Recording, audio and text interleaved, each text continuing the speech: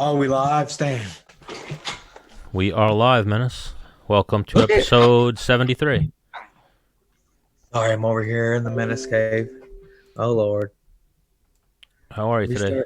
restart. No, snooze. Sorry, I'm on my computer that I never really use. Pretty good. What I is was up this? there. Coronavirus quarantine, like day 40? Something like Yeah, that. We're not dead yet. yeah. We're not dead. Yeah, No. you ain't wrong.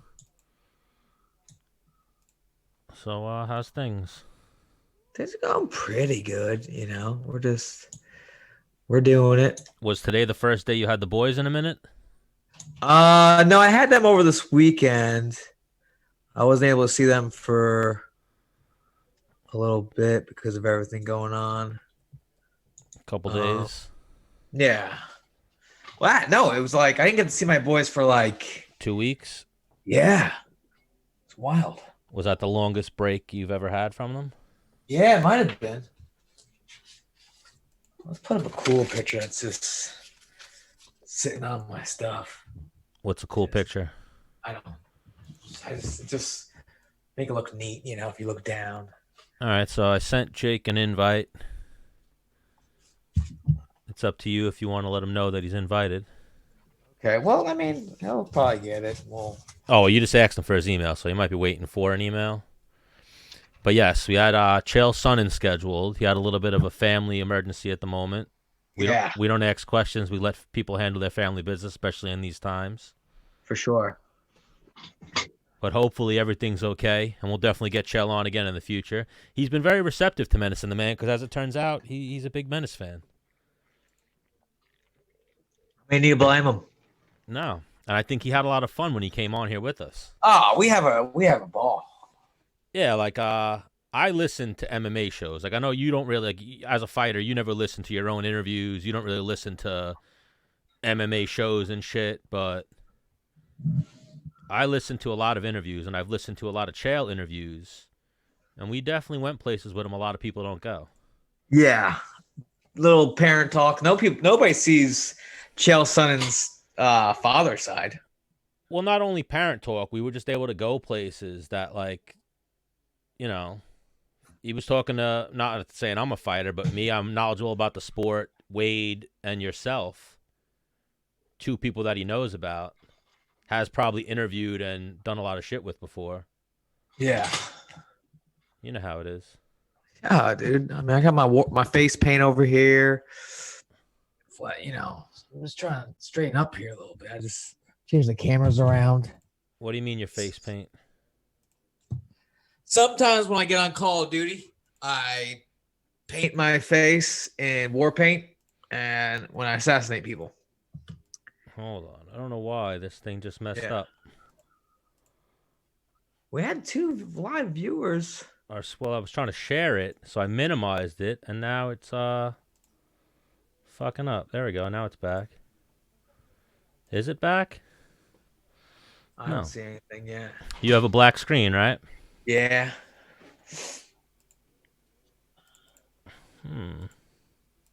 What are you doing, Stan?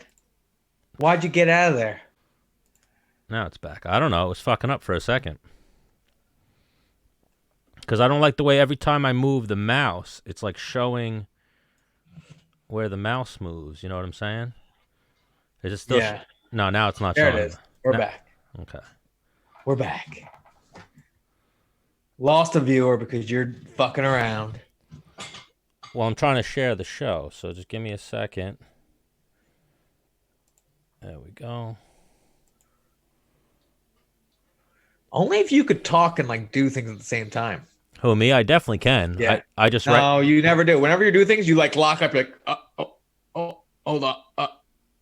computer things, absolutely, because I don't know this Yeah, shit. that's what I'm talking about, Stan. Not some fucking computer whiz.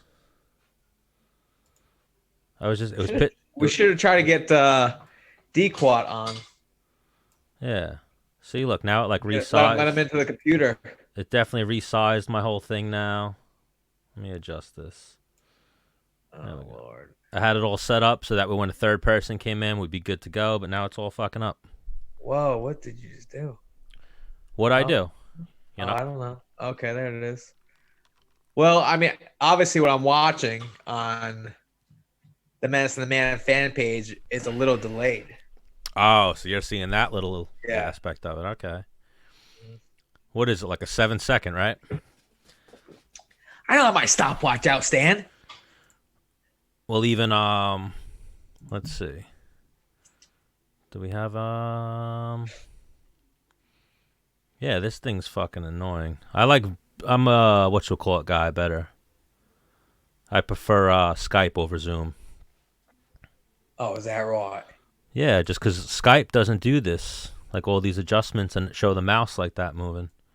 All right. Well, you know what? I feel like our viewers at home don't give a rat's ass. Oh, for sure. But Talk to me about that, Stan. well, what Except were they doing? for They were doing UFC. I don't know if they're calling it 249 or whatever they're calling it, but what's her name just pulled out? Amamda Nunes. So you as a fighter, how much how much time do you need to prepare? define prepare. Like Megan Anderson last week was like, I'll make weight next Friday.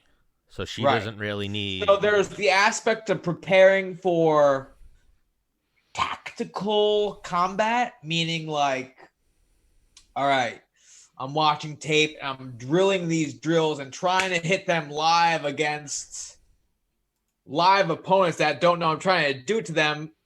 My game plan, right? Mhm. And going live and performing these things you're drilling and trying to, which is strategized to being that specific fighter. You know what I'm saying? Yeah. There's a cardiovascular aspect, which you don't need anybody to do that. And then there's the diet or there's the making weight aspect, which you don't need anybody to do that. So if you think you're already a fucking bad motherfucker and you can beat anybody, you don't need you just need to make weight and get your cardio right. Yeah, like that's what me and Chiesa were actually talking about last week because I remember you've said it and I've heard the Flair say it. You know how to fight. Yeah. So if anything, you need to get in shape and then you're going to show up and you're going to get into a fist fight on whatever date. As long as you're in shape, you're good to go. Right. You might not have the sparring rounds, the timing and all that, but so Amamda Nunes, I mean, not taking anything away from her. She's a fucking killer, world champion. But she said that May 9th was too soon. She wants, like, the gym. She doesn't want to train by herself and work out at home and then go fight. Listen, man, she's a champion for a reason. She probably has her own ways about going about preparation for a fight. So flip side of the coin, Usman. We have to get Usman back on the show, but I saw him talking with Rashad Evans today. He was like, we have to get both sides of the story because you hear Masvidal say that Usman's afraid of him and not taking the fight. Then you hear Usman saying the same thing, that Masvidal won't take the fight. Usman's going way more public with it, so I'm going to lean towards maybe Usman's the one who's more willing to take the fight at the moment. And I'm not saying, trust me. No, I mean, I don't think Masvidal's fighting him in the street right now. But as far as his opportunity for a title shot, he's not taking it on and crash weight cutting on 10 days notice, you know? Yeah. At least that's what it's looking like to me. Yeah, because he's pretty heavy. He's a big boy. I heard on the street he was heavy. He's a big boy, yeah. And that's why he's like, he needs time to make weight the right way. And especially when you have the opportunity to fight for a title, you don't want to just jeopardize that. Right. Shot. You want to have all your ducks in a row and hit it at the fucking right speed. You know what I mean? Which I could see. I get that. But yeah. So Usman said that initially when Khabib was going to not fight on April 18th, he hit them up like, yo, let's make this fight.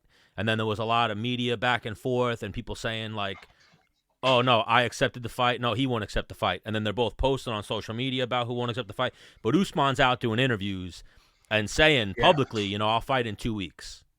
Yeah. I mean, my mindset, like whenever I was preparing was just like, I don't care. Like when I first started fighting, I was My very first fight ever, without ever having trained, I took on a month's notice. And even I didn't even know how to. I did one practice with Joey Gambino, and then that weekend I was signed up for an amateur MMA fight under pro rules. Yeah, and even you have So, that. I mean, I guess that my mentality throughout my whole fight career was like, fuck it. And you have that. I'm not gonna die. That first year where you fought what, like 10 times, 9 times. Yeah.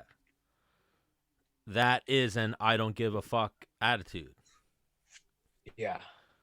Like you weren't. And yeah, I mean, I listen. I'm not saying it's the smartest move. I'm just saying, like, you either sink or swim kind of deal. You know, like I see a lot of people like babying other people's records and stuff like that. It's like, listen, man. Well, we'll get the flip. You're either badass or not. We'll get the flip side of that coin when we talk to Aljo a little later, because he's one of the people that's been speaking out publicly, saying like, "Don't offer me a fight. I'm not fighting right now. I can't train." But then I also just saw him build a garage in his house or build a gym. I've seen him being active. Yeah, no, they've been training in the backyard and shit. Yeah. Yeah. But even so that's like what Chiesa said. He kind of sang that same tune of, I don't want to take a fight. Like if UFC called me right now, I'm not ready to fight. I'm not taking a fight. Like I can't train. I have no path to a training camp. Like I can go work out in my garage, and he's like, I'm building a home gym, and I guess that's what it's going to have to be. But then like Megan Anderson was like, I'll fight next week. Here's my mentality, right? You can't train because your gym's not available, right? Yep. Hey, guess what? Neither can your fucking opponent. Some people can, though. Like you see in Florida, they have adjusted training right now. So I've seen Hooft in there with one or two guys, and he's still doing gym time in privates. Right. So I'm like, if I find out my opponent's doing that, guess what? I'm calling a few of my guys. Like, how you feeling? How's everybody in your circle feeling? All right, let's go out there and let's start training in our little groups. Yeah, like I think they were even sparring in South Florida in little groups. You know, I mean, the things I put myself through in a fight camp, the diet, the training, the abuse on the body, and the actual fight itself, I feel like you're more likely to get a lifelong fucked upness than if you get the coronavirus. Yeah, so we're not getting... I don't know. I mean, listen, I'm not a doctor. We're not getting any reply from Jake. Should we just go to Nick? Let me text. I'll just text him that. That we waiting for him? Yeah. All right, see what he says. Because I figured even if we got Doc or Jake or Craig Jones or Vinny, someone, just so we did our little coverage on Submission Underground, give Chael his little plug, his little props. Well, I think Jake falls right into exactly what we're talking about right now. You know, I mean, there's a little less risk, I guess, if you will, involved in jiu-jitsu than in a professional MMA fight. But is Jake training with people? I don't, what's he, how is he going about it with the coronavirus, Yeah. It's crazy. So, I mean, I've seen all different. I saw Vinny Magalhaes say that he was risking himself, that he's training right now, all this type of shit. You're Snap Tap Stan, right? Is that the email that he got sent on, or what? Yeah.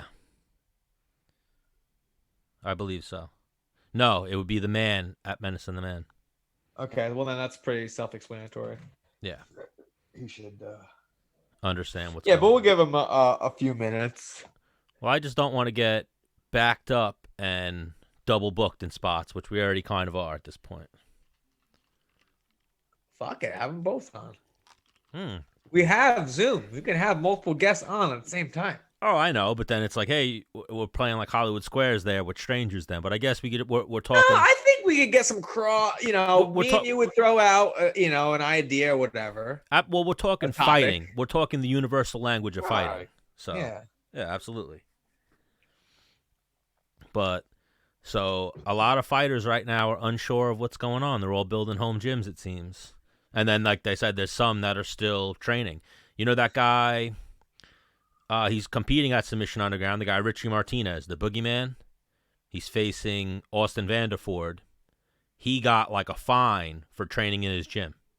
Wow. A summons or whatever. He was in his gym doing like an online, like a Zoom jiu-jitsu class, instructional of some kind, and he got fucking a fine and pulled out of his gym for doing what he was doing. And I know that happened down in South Florida with Hooft and all those guys. One day the cops showed up and said, you guys got to leave the gym. He said he's heading back to the house. Give him 5-10, brother. So we'll kick Nick an invite. All right. And then we'll be like, Nick, you want to just stay on the show with us? We can. Yeah, that works for me. I'm sure you know how it is with wrestlers, especially at that level. You have such a close like connection to combat sports and MMA. See, it's doing that friggin' thing again. What thing? The mouse. Did the screen change at all? No. Looks good to me. All right. Well, I was just saying I opened up something to type in his email. And Don't you have like two fucking computers over there? I do. What does that matter? You could have one dedicated to the stream and the other one to the other shit you're looking up. Yeah, no, I'm sending him an email right now on the actual computer that's dedicated to the stream. Yeah, what I'm saying is you can use the other computer to do it. No? I feel like whenever we do it that way, we have a little bit of lag. All right, whatever. I'm just throwing shit at the wall, see if it'll stick, you know? It's sticking a little bit. It's sticking. I like where your head's at. Instead of having to minimize and lose, you know. But so they're saying fights are coming back May 9th. Yo, I heard Atlanta, Georgia, like May 7th. They're like, you know what? Back to normal. Yeah, I don't know. They announced that today that a couple states are opening up. What are your thoughts on that? We don't have a vaccine. I mean, unless we do, and the media and the news just isn't reporting it, we don't have 100% cure or 100% treatment plan. We have all these indecisive things at the moment. Like it can't live in 80 degrees. Yeah, like it can't live as long. Yeah, it's not living. I don't know, but then they're saying that it can come from farts now. They're saying that it can come from. Yeah, I saw that, bro. But then I saw that. Lee Rosenfeld sent me a thing though. He's like, so you're telling me that it can come through farts? It can go through my underwear and my pants. But you're telling me this little mask on my face is going to prevent me from catching it. But it's coming through. You know, it's like we're getting a lot of weird information at this point. Yeah. That's what sucks about something like this. That's why they call it the novel coronavirus, because it's unknown. That's what that's where the whole novel expression comes from. Well, so my lady's mom, we told you got the coronavirus, right? And then she had a fever for I don't know, like a week and a half straight. And then her fever goes down. So we're kind of like, all right, cool. She's in the clear. She's good. And then her eyes fucking like balloon up, like almost like swollen shut. After she thought she was good. After we thought she was in the clear. No fever. Just wakes up one day. Eyes are blown up. We're like, dude, what? Like, you good, mom? Like, you know? Yeah. And then... So she goes to, she's not feeling well. My lady takes her to, wow, that sounds like some crazy shit. Yeah, it takes her to the doctor. She has pneumonia. You know, it's just like, geez. It's crazy shit going on right now. I mean, the craziest thing is that. So she's still like she doesn't have a fever, but she's still having like symptoms, like some like she's not healthy. You know what I mean? She's not in good shape. Yeah. Which is fucking nuts. Like, that's what I'm saying. They're about to open up areas of the country, and there is no there's no real protocol or treatment right now that's guaranteed. So it's not like, oh, we're opening the country. I think we're going to, and I've seen a lot of different reports of it, I think we're going to have a crazy second wave. Like today, didn't China get a second wave? China, we have no idea what's going on with China. So here, Eric Uresk just said he's ready when we are. So let's want to bring Eric Uresk on? I mean, he knows wrestling. So listen, he knows, when these guys send all the invites out, and when they come on, they come on. Fuck it, I don't give a shit. Yeah, that'll be this episode. Fuck it, we'll probably get some nice like cross questions. I don't know. Oh, absolutely. How's my hair look, dude? I feel like I need a haircut so bad. I gave not only the show was going on, I gave myself like an edge up, you know? Yeah. Why you were I edged myself up myself. My hair was going my ears a little bit, like edged that a little bit. You were looking grizzly. Oh, I'm disgusting. Why don't you hit up your boy, what is it? South Shore Styles? No, what do you mean? What? The one who cut your hair, Conor McGregor's hair? Oh, Strong Island Styles? Strong Island Styles. You should hit him up. Well, listen, man, I'm not, I don't know. What? I don't know what my stance is. Like, I'm not hanging out with people. Yeah. But I still go to 7-Eleven like every weekday. You're going to 7-Eleven? What are you going to 7-Eleven for? Oh. I get coffee. Yeah, I think 7-Eleven's like a hotbed. But the thing is, they say you have to be around it for like a half hour to get it. Where'd you hear this? Just to, like when I called the hotline at work to tell them, hey, I think I've been exposed. They're like, how long were you around them? I was like, I don't know, 45 minutes. They're like longer than 20 minutes. I'm like, I don't know, like maybe 45 minutes. I had dinner exactly. Like, what is the protocol at this point? Like, did you see that one thing? The one meme, and people commented, like, there were so many memes about it, like, man, that's some fucking cough or some sneeze. Like, they're saying if you sneeze and you're in the supermarket, your particles like 2 aisles. 2 aisles. I call bullshit on that. I'm no medical expert. Granted, I've hooked up with some doctors and some nurses in my day. I'm not a medical expert, but that sounds fucking crazy to me. Yeah. I don't, like, anytime I go anywhere public, I wear a mask, and as soon as I get back to my truck, before I touch my steering wheel, whatever, I fucking hand sanitize my hands. Bro, my hands are... And then I like wipe down my shit. My hands are fucked right now. Oh my God, my hands have been peeling. My hands are fucked right now. They're jacked up from fucking constantly washing them and constantly using antibacterial. Yeah. It's fucked up. All right, we'll get Eric Uresk. First one, he's the winner. Yeah. Let's see what we get. What are we asking, Eric? What do you got for him? Life. See what he thinks about the novel coronavirus. Oh, Eric.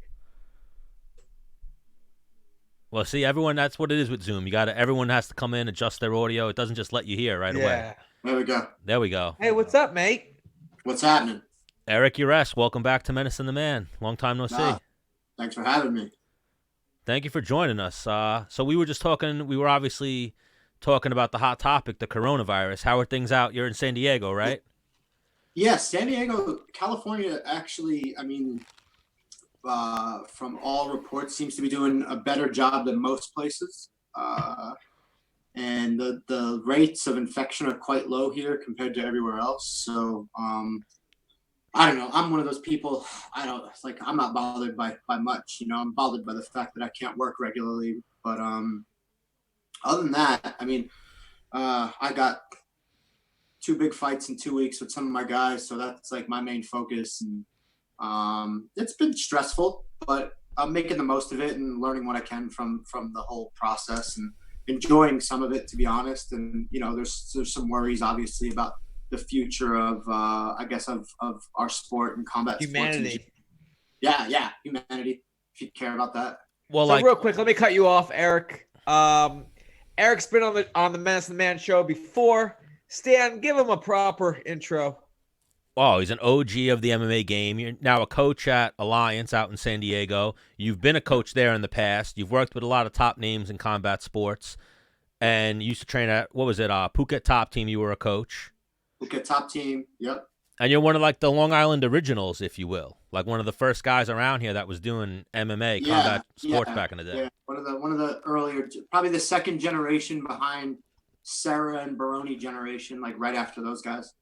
So I mean, because you've competed in like every form of mixed martial arts. Yeah. Like MMA, jiu-jitsu, gi, no gi, fucking judo, wrestling, right? Wrestling. Yeah. And you have records? Do you remember all the records of all those things? Or I have no idea, dude. No idea. Last time that we had you on, it was when you first had left Phuket Top Team. You had landed back in New York, and you were saying how you were unsure and you loved that. You didn't know. You had the unknown ahead of you.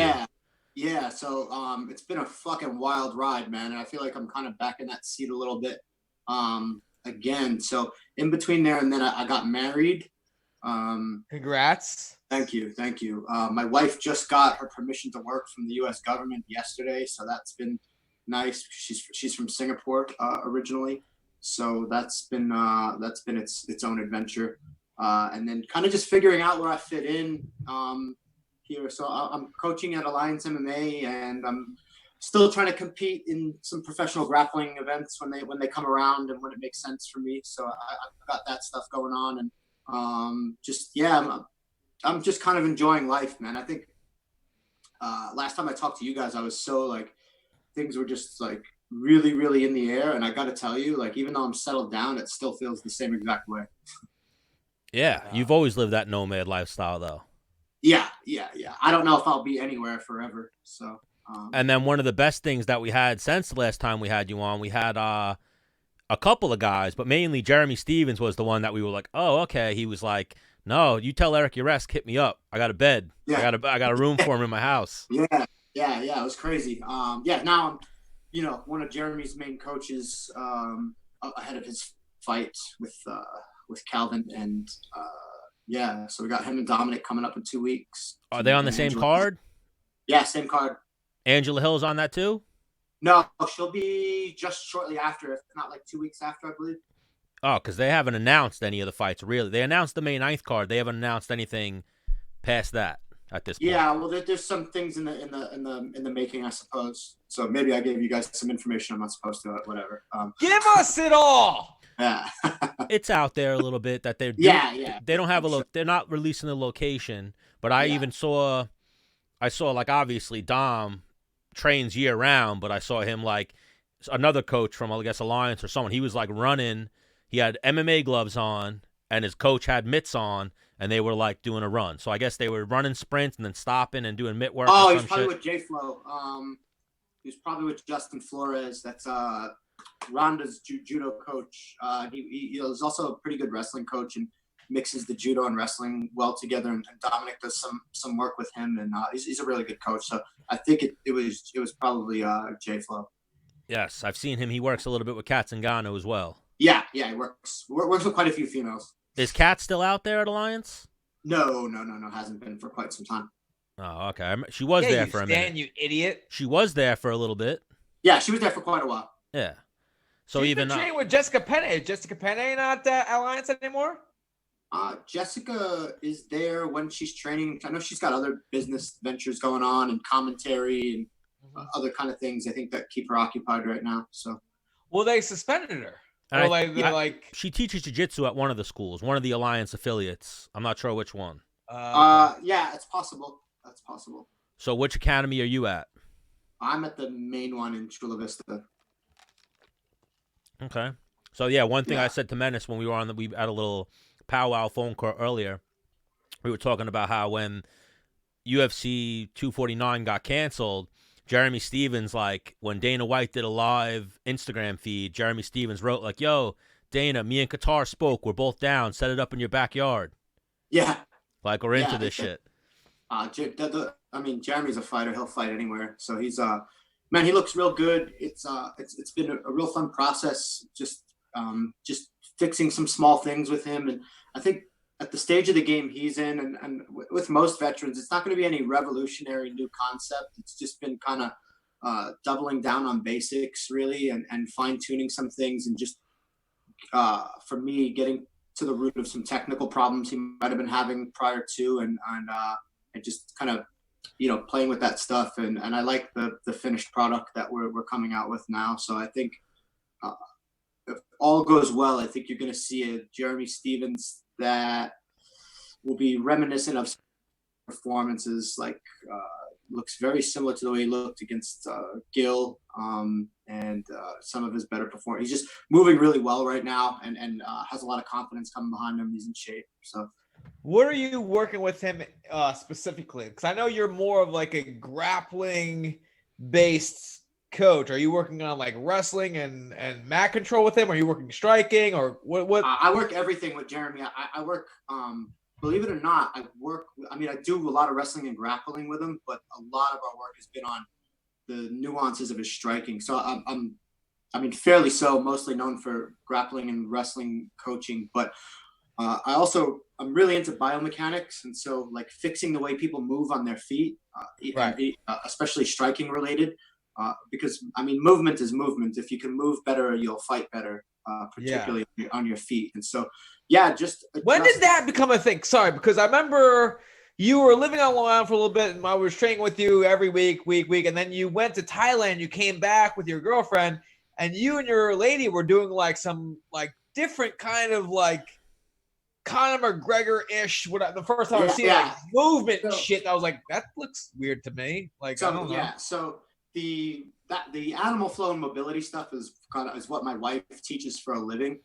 That's not necessarily what I'm doing with Jeremy. Got you, obviously. We use those movements to sort of diagnose problems in people's movements, but most of the stuff that I do with Jeremy is just fixing his stance, making sure that the punch mechanics are correct, just very, very nuanced stuff in his psychology, approaching the rounds, making sure that I have him in a particular mind state. I just don't want to give too much away, but it's really, really tweaking very, very small things, mechanically and psychologically, just how we're going to approach this fight. Now, I'm not coming at you. I don't want you to be offended at all, but like, he knocks people out. What are you fixing? Like, you have to actually murder people? I don't. We're just going to get him to murder people in a more efficient way. Okay. Yeah. Are you now? So it's like, we don't want to change. Like, I love who Jeremy is and his fighting spirit, but we can all get better, right? Even if you're great at something, you can get better at it. And he's the thing about Jeremy Stephens is he's super deep in the game, but he's still a fucking student, man. He never he's never too good to learn something. For sure. That's the best. It's never even been an issue. Where I get a lot of guys that are deep in the game that are so resistant to any kind of critique or change towards their game. It's kind of sad when I see that. When I see a fighter like that, I know that they're on their way out.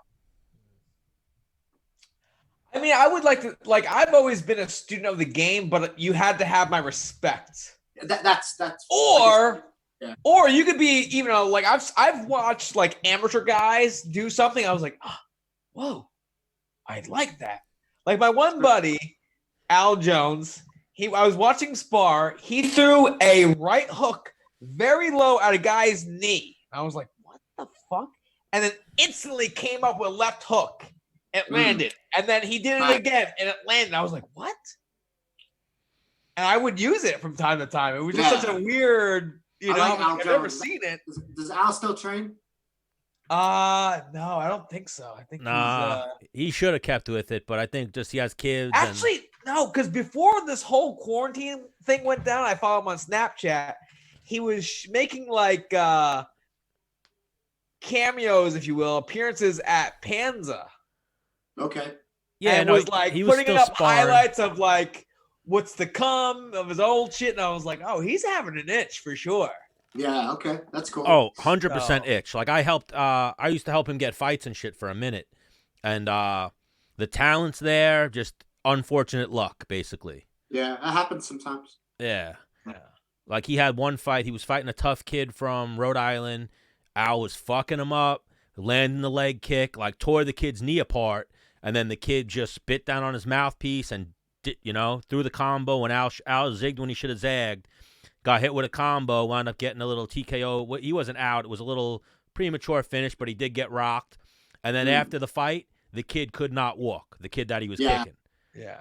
Like, sometimes you lose the game and you win the fight. You know what I mean? If he would have circled for a minute, leg kick with him. If he would have circled for another minute, the kid probably would have been like, no, or the end of the round, the kid probably wasn't coming out for the next round. Like, blew his knee apart. You know what I mean? Yeah.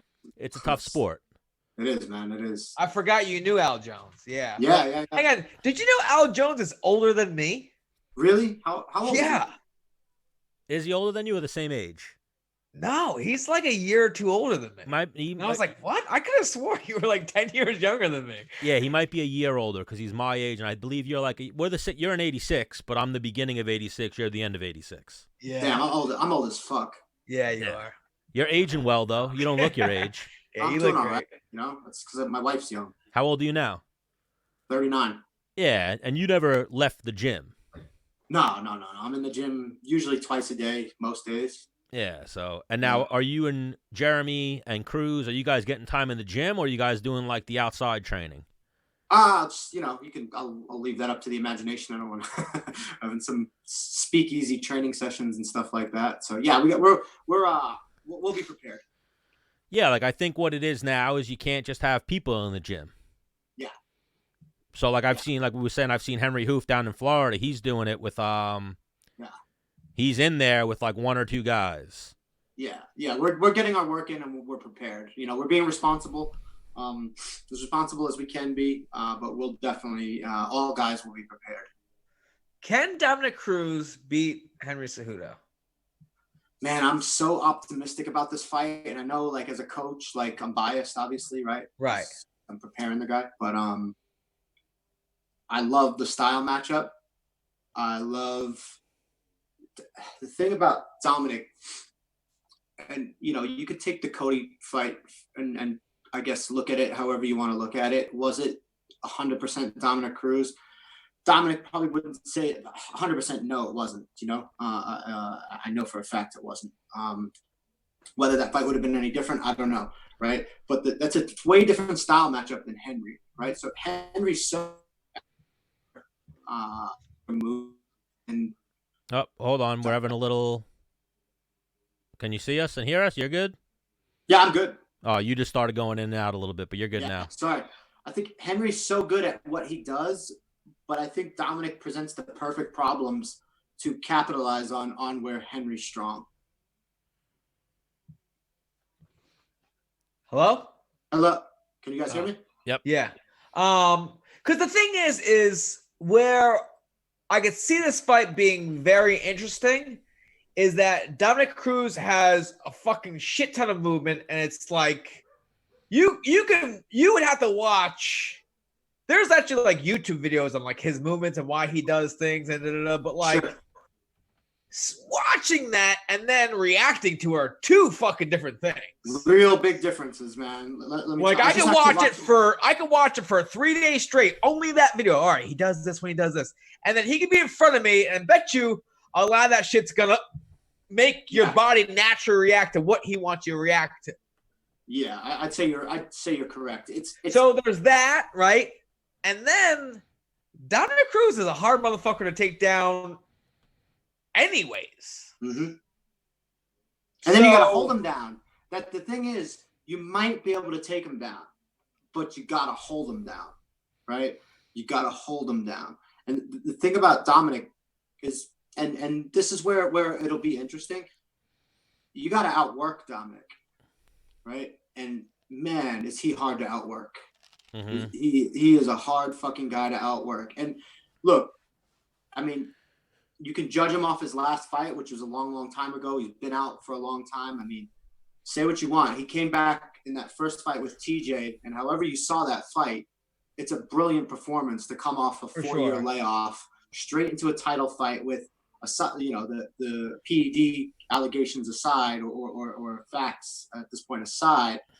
One of the best bantamweights of all time in TJ, and Dominick outpoints him and gets the win after a 4-year layoff. That's pretty incredible. And the mental fortitude and just the absolute power of belief that you have to have in yourself and able to do something like that, to me, is like, I don't know that can be replicated too many times from too many different people.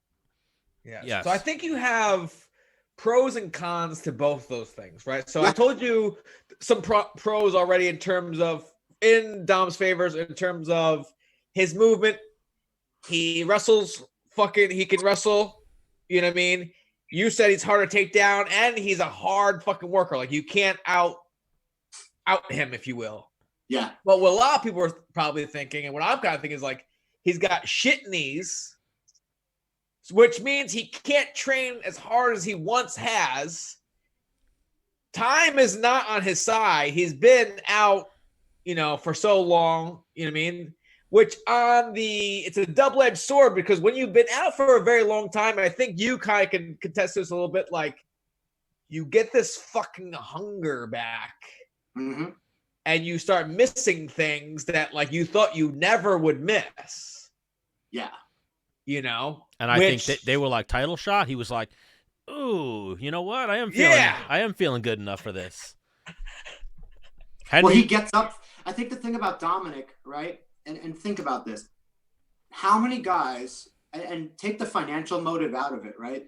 So financially, there's probably a lot of people that would step into that fight just for the money. I don't think that's Dominick's reason, right? Dominick is doing this for legacy.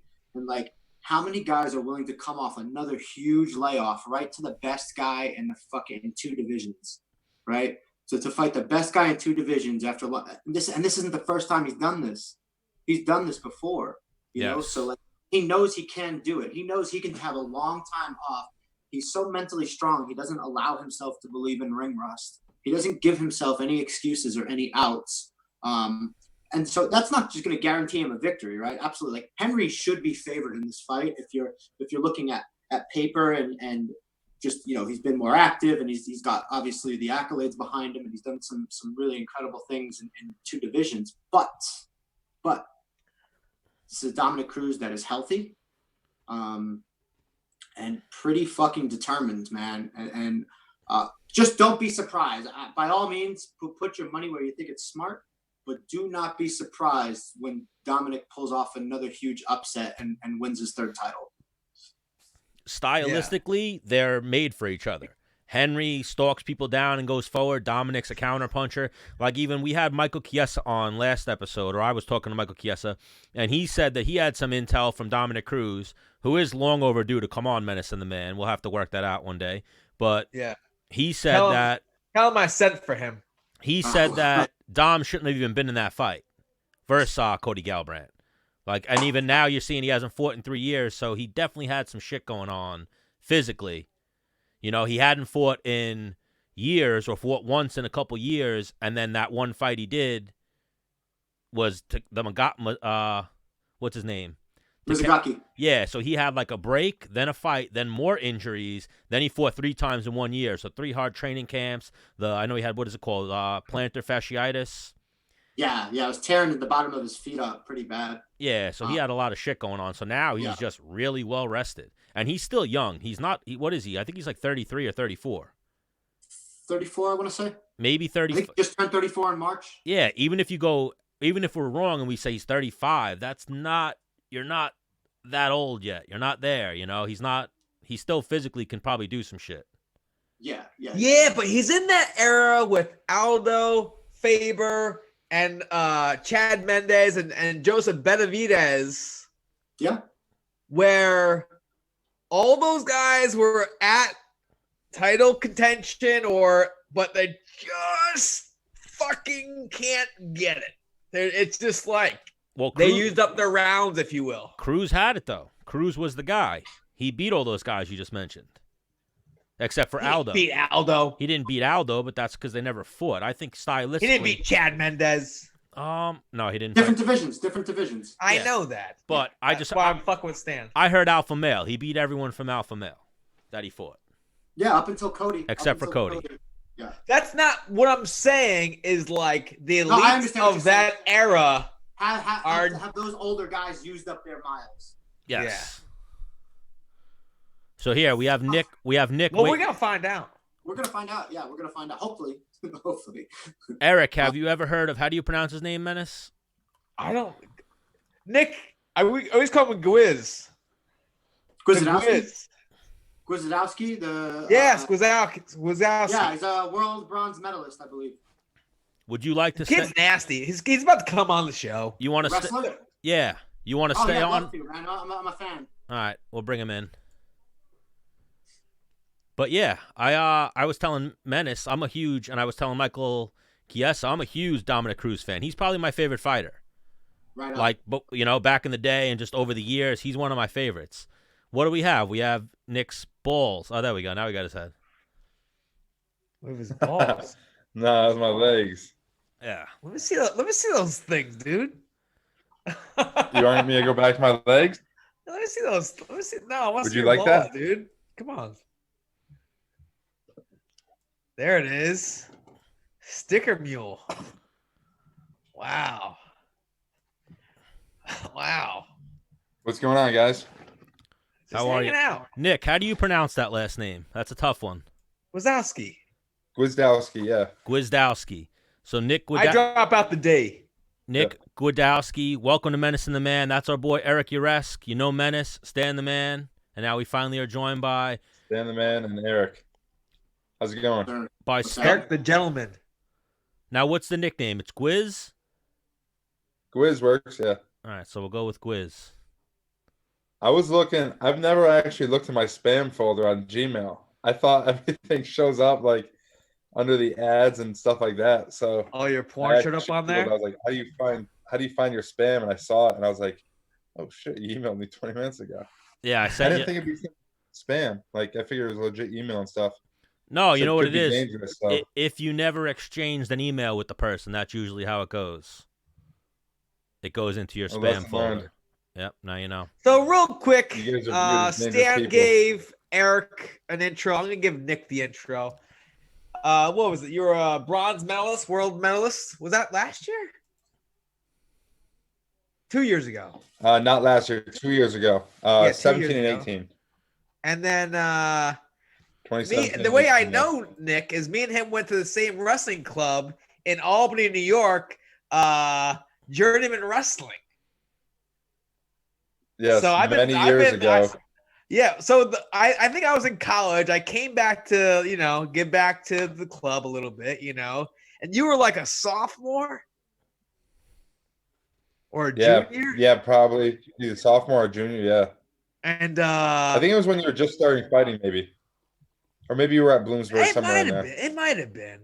I might have been fighting at the time. But yeah, so Popolicio, Frank Popolicio, who's the owner of Journeyman Wrestling, was like, hey, this kid's a stud. Like, get some work with him. I'm like, he's pretty big.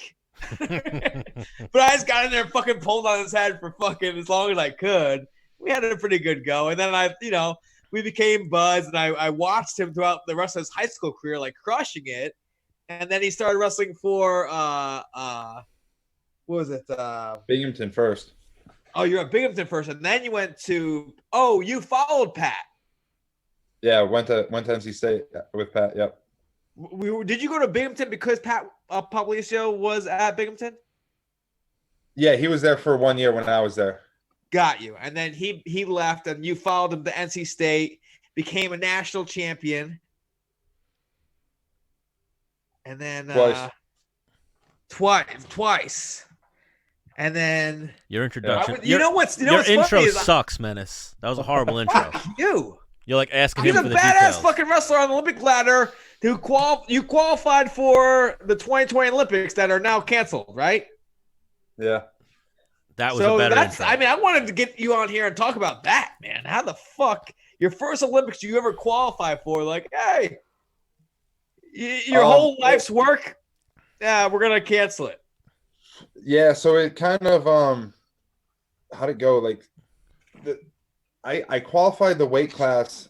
So USA is still going to the Olympics at my weight class. So at the Olympics you have to qualify the weight classes. So not every country gets to go. And I qualified that like the weekend that all this shit started to happen. It was at the Pan Am qualifier, North and South America. We were up in Canada. Yeah. So I won that tournament to qualify the weight class. Then 2 weeks it would have been the Olympic trials where, you find out who from the country is going. But then that got chopped. Who's your toughest opponent? Kuhn right now in that weight? No, Kuhn actually last year he didn't wrestle freestyle. Just Greco or maybe now, he did huh? wrestle freestyle last year. But he's not qualified for the trials in freestyle. He's just going Greco now. Okay. Gable Stevenson out of Minnesota has been Okay. he was number 2 last year, and Tony Nelson out of Minnesota, and Penn State's got some guys, and Don Bradley's still wrestling. So it's a legitimate crew of people. All weight classes are in the Olympic year. Like there's only 6, so guys consolidate in and get in. So now, Nick, you follow MMA at all? You're an MMA fan? I do. I enjoy my MMA for sure. All right. Well, that's who His Eric boy, is. dude. His boy is a scrap. Well, Of Menace course he fights. watches I was going to MMA, tell him dude. something about Eric. So Eric's an OG in the MMA game. He's from Long Island, and he now is in San Diego. He coaches and works with Dominick Cruz, Jeremy Stevens, a lot of solid pros. Darian Phil Caldwell, Davis. right? What'd you say? Oh, what'd you say, Nick? I said Darian Caldwell too, right?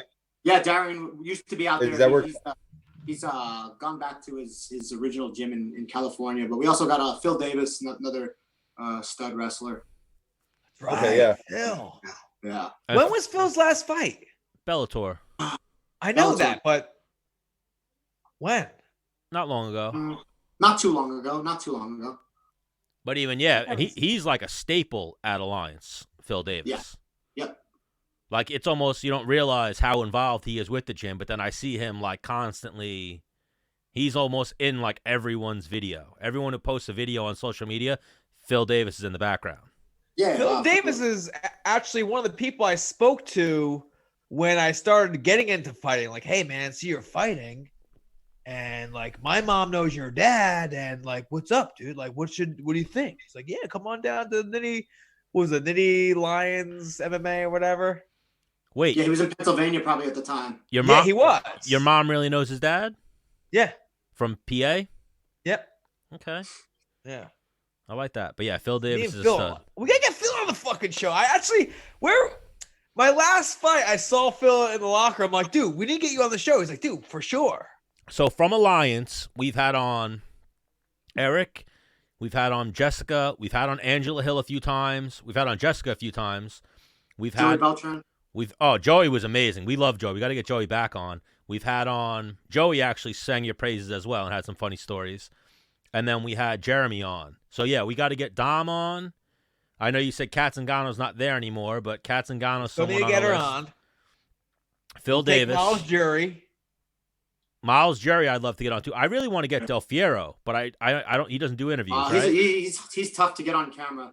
Yeah, that's what I've heard. He doesn't like to do interviews. Nah, he's not big on. He's just he's not in it for that. Yeah.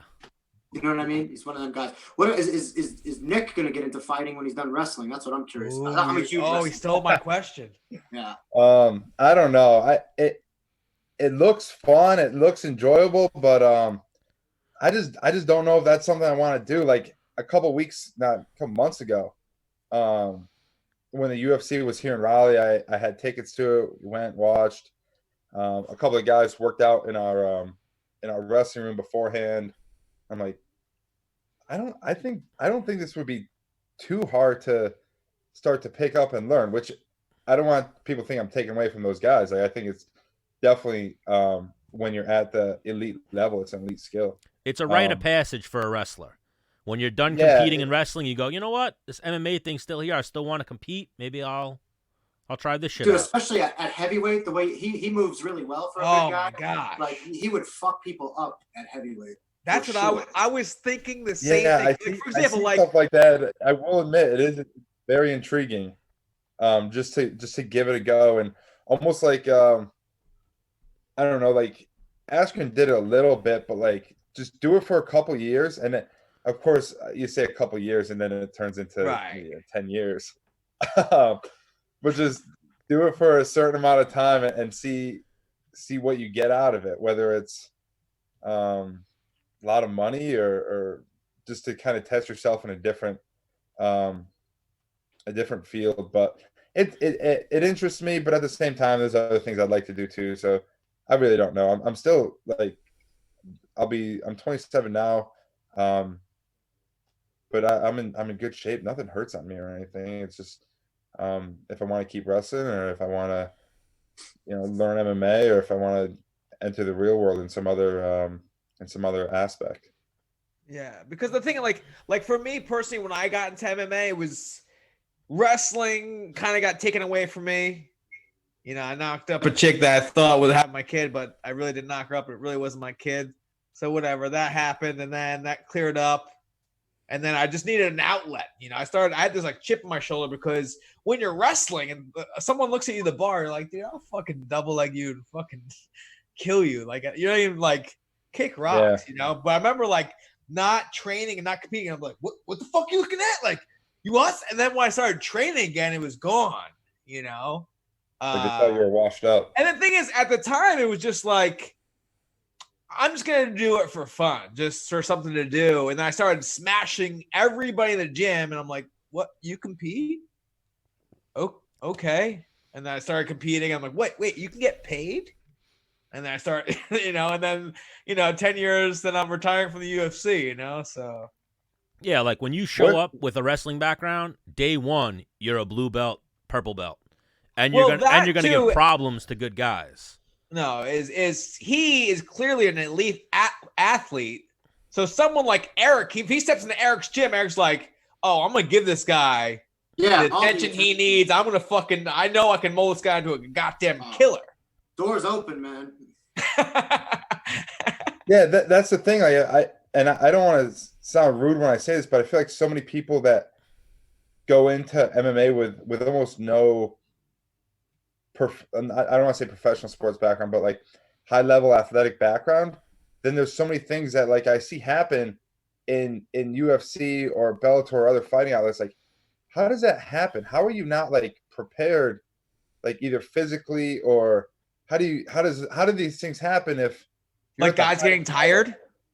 Yes. Like, how do you, like, dude, you knew this fight was coming for 8 months. How did you gas out in 10 minutes? Like, that's crazy to me. So you definitely have to try, because I remember there's a lot to it. Yeah, like my buddy Mike Cease was like around a 12 like 2 times, 125 pounder. He could duck anybody. He was really good. He beat guys in the top 5. But then I watched him one time mount a guy, punch the guy. His arms, the guy somehow got out. He couldn't lift his arms. His arms were completely smoked, and the guy beat him. I was like, what? So this guy is a round of 12 wrestler, fighting amateur, went 2-2. I was like, I don't get it. I think the mental stress of an MMA fight is different than a wrestling match, though. Like, wrestling's harder, but for sure. Wrestling's the hardest sport there is, for sure. I think fighting is the most stressful, though. Yeah. In my opinion. Right? Yeah. Do you understand what I mean? Right? Yeah, so 1,000,000%. A wrestling match is hard, and wrestling is the hardest for sure. Like, if you go through a college wrestling season or the freestyle season where it's just a day in, day out grind, that shit is fucking hard. Fighting is hard, but it's not that hard, right? But it's way more stressful, and there's just way more on the line in terms of, well, your physical health and like your ego and identity, I think. Because it's a fist fight. Fighting can be hard. Yeah. It can, yeah, absolutely. Like, I remember my fight with Mike Rice. 2 fucking elite wrestlers were like, it was a wrestling match, but fighting. That shit, I was like, that's shitty. You should get paid extra for that. Oh, well, I did. We got the bonus. That's good. Yeah. No, I enjoy and there's a lot of things I don't I can't account for because I've never done it. But I don't think the like a lot of people say like, oh dude, the training's way easier. It's nowhere as hard as wrestling. It's not. And stuff like that. Like, well, you have to walk around and stand over in a wrestling stance for 2 hours.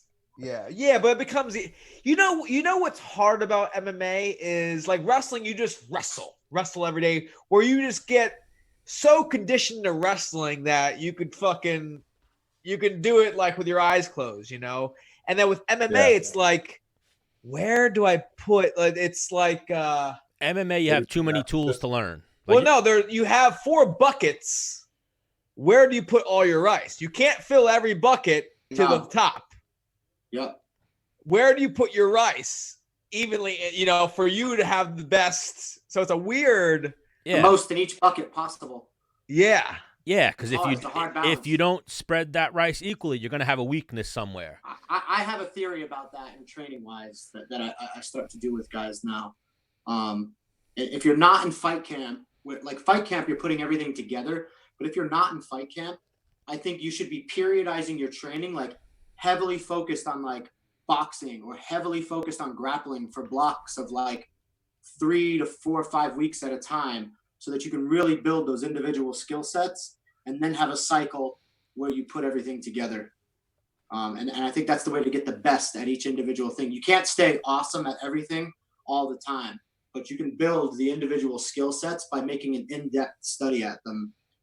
So if you can't wrestle, your ass needs to wrestle for a 6-week block and like nothing else, or even longer. What do you think? Let's say there's 4 or 5 buckets. Like in my head, there's a wrestling bucket, a striking bucket, an endurance bucket, and probably a jiu-jitsu bucket. Do you think there's another bucket?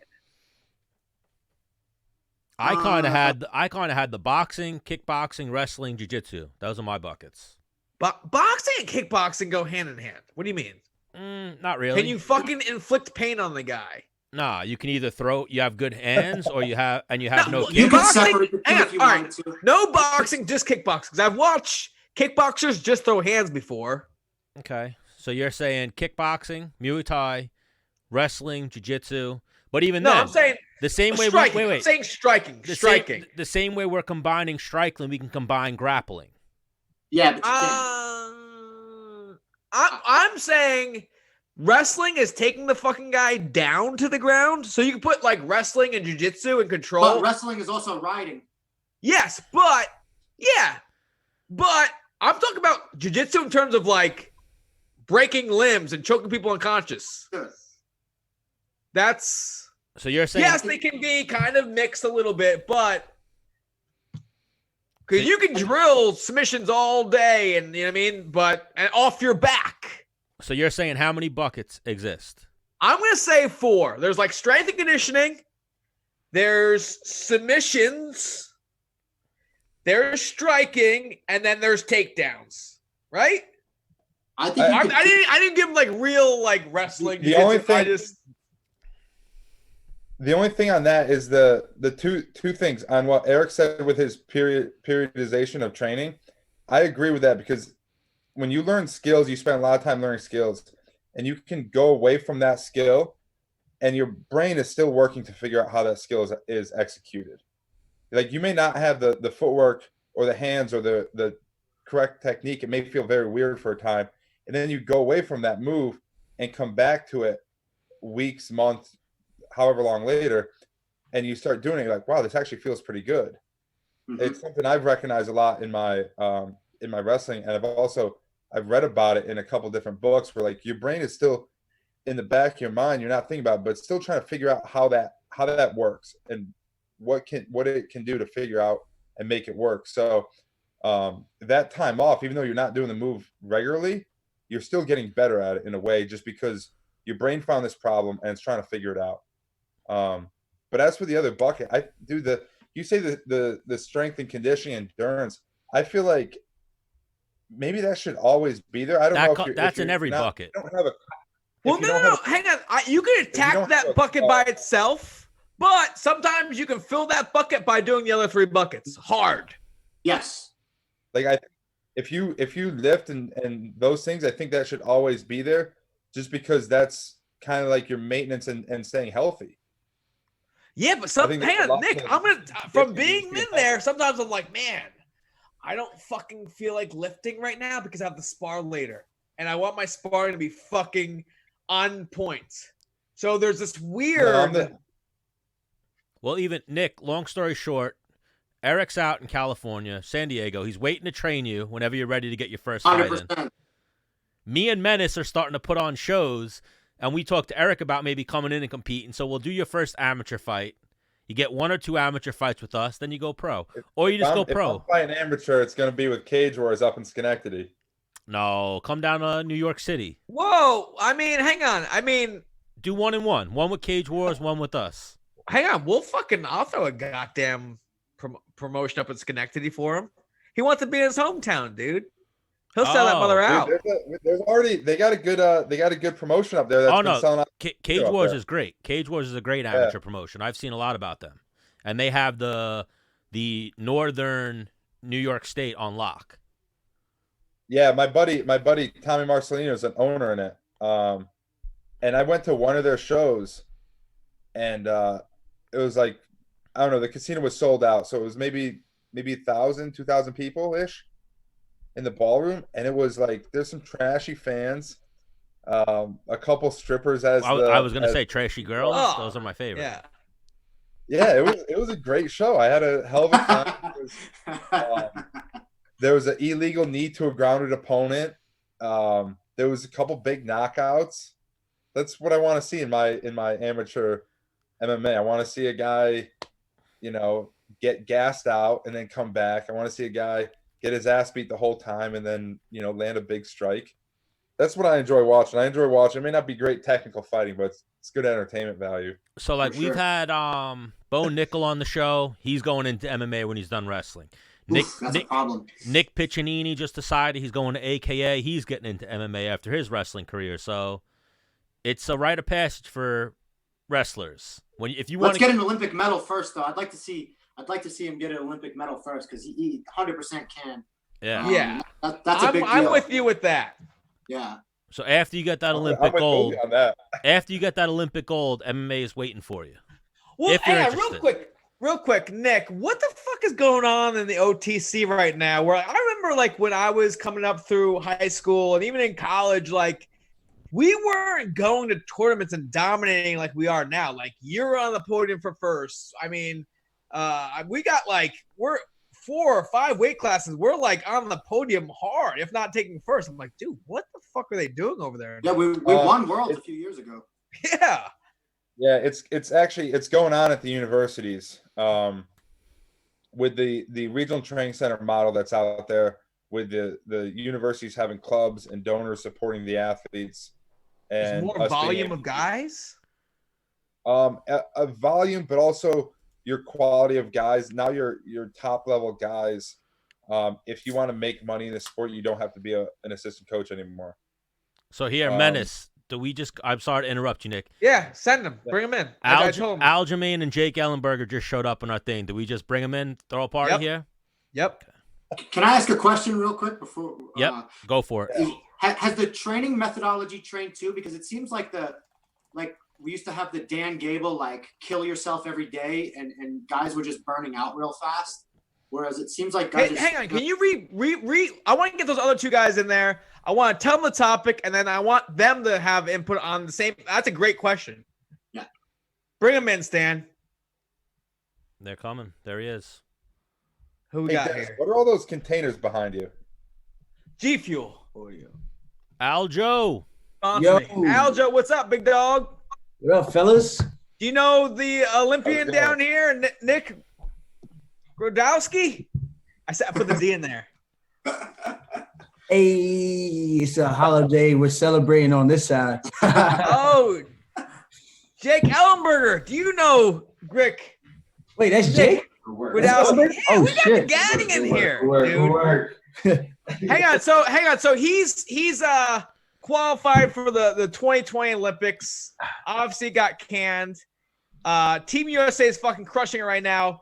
And Eric Uresk had a fucking dope question. I wanted you guys both to hear it so you guys can, have an input on it as well. Go ahead, Eric. Crush it. Yeah, so my question to Nick was, do you feel like the U.S. success has been because the training methodology is trained to it's not the Dan Gable kill yourself every day method anymore, where it seems like a lot more technical, the way the guys train in Dagestan, it's a lot more technique based, and you see USA wrestlers wrestling through positions better, and it looks like they flow a lot more looser in the exchanges now.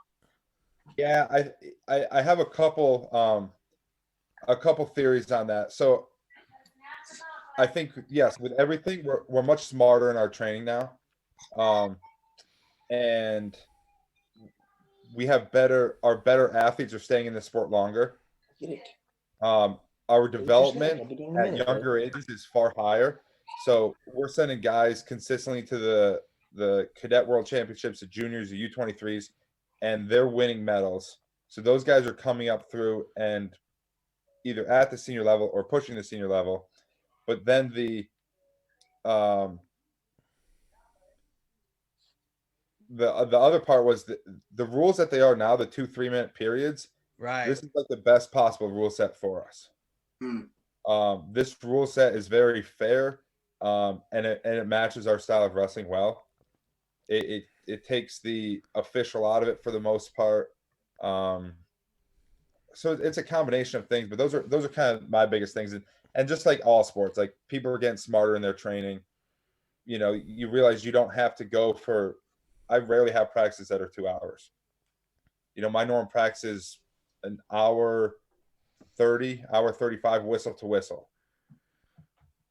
You know, so stuff like that. You know, you understand, like, you got to have your hard days, but you also got to have your easy days. I don't need to go in the wrestling room and you know, get in wars with guys every day. But if I get tested every now and again, maybe once a week or so, that's fine. I don't need to get in a war with another guy that weighs 275 pounds 3 days a week. That doesn't help me. Yeah. So Jake and Aljo, when you guys were wrestling, how was your guys? I mean, I feel like you guys were the same like era as me. It was like fucking go your hardest every single day. Yeah, we got a lot of guys. They never made it to nationals because of that. I feel like we always had a lot of burnt injuries. out by the end. Yeah, they burnt out or they get banged up during the season, and they peak during the middle of the season as opposed to towards the end where it really counts, you know.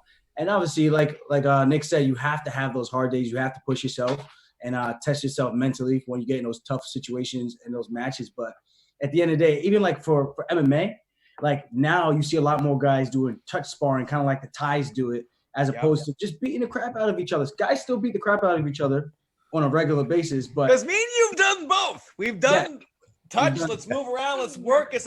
And then we've had, hey, you're trying to kill me. I'm trying to kill you. But the thing is in terms of touch sparring, you could only do it with certain people. It has to be this like, hey man, we're just working. Because then you get those some guys that the gym heroes are like, you're touching, they're like, oh yeah, we're doing that. Like, like, whoa, dude. I always loved working with you personally because you could just get some good work in. It's a good flow. You know, you could get good looks. Same thing for wrestling. You could get good looks. People can give you looks for potential opponents that you might be facing in tournaments and stuff. And I think when you have a partner you can trust who's educated just like you, it makes it a little bit easier and a lot safer for you on the body. But sometimes I come into the room, I'm like, yo, today's a hard day. Or if we're sparring, I'm like, we're going to go. Or today's a hard day. I'm just going to push myself. You could try to take my head off, but I'm letting you know I'm trying to take you down as many times as I can to try to exhaust myself. And that's the way I try to tailor my training. So I agree. I think us changing our style of wrestling definitely plays a big benefit compared to the guys who are international, where you see those guys just so lax and you're like, yo, how do you guys wrestle at such a high level and this is how you train? But we're programmed to train like that. So it's good to see a little bit of a switch up, and now we're starting to really push through on that level. And we still have our kind of core values of going out there, controlling the ties, setting the pace, but we are much better at getting out of those control ties. Our overall stance and position, where we would previously get exposed on some things from foreign competitors, but also after we won the Worlds in 2017, there's been a little bit of a shift. Our coaches have said, our national team coaches, because they study this, and it's like there's a different the foreigners now, when you go out there, they're sharper. They're more ready. It's no longer like, oh, sweet, I got the American. This will be easy. He'll just go hard, and I'll beat him here. You know, and they're more focused on us. They know we're going to come out harder in certain positions, in like beginning of the matches, stuff like that. So yeah, they're definitely more prepared too. They recognize it, and it's things other countries are doing to prepare for us as well. So, when you show up on their radar, you're doing something right. You're getting Yes. you're getting their attention. So here, real quick, Menace, we got to almost do the introduction. So we got go ahead. Jake the Juggernaut Ellenberger coming in and joining us. We got Aljamain. I'm gonna. Your name's not the Funk Master anymore. It's the Tool Man. Aljamain the Tool Man Sterling. Why the Tool Man? Because he's been. Makes to fix it, bro. Every day I look at his stories and he's like, "Yo, I spent the whole day or the whole night watching fucking how to do things videos on YouTube." And then I see him doing shit. So me being a carpenter my whole life, I see Aljo spackling, sheetrocking, laying down flooring and shit. He's doing big things over there. Oh, he's doing it. Yeah. So Jake and Aljo, day, so. welcome. We got Eric Uresk. So Gwiz, bronze medalist in the world's Olympic wrestler. Eric Uresk, big heavyweight. Yeah, big boy. Big heavyweight. Eric Uresk, Long Island legend, MMA fighter, coach at Alliance, coach at Puka Top Team. So now we got Alliance MMA. Yes. Stan, who are you though? Ah, damn. Who am I? Yeah, who is Stan? Stan the Man. I used to train. He just rides my coattails. Not at all. It's Dennis's water boy. So I've trained my whole life. So I've trained with Aljo. I used to train with Eric back in the day, and I used to choke Menace out in practice. Never. But Stan Every is day. the reason why Menace and the Man's a thing. Menace beat me one day. One day, ever. And then from that day on, I beat him every day after that. No, one day, ever. Okay. Anyways, Wait, who's watching I had a Submission question. Underground this weekend? I have one question. All right, go ahead. For Nick, what was one of those positions you were talking about that I guess the foreigners would typically capitalize on like U.S. competitors? I think honestly it's probably control ties, 2-on-1 wrist ties, underhooks, positions where if you hang out in too long, you're gonna get in trouble. Yeah.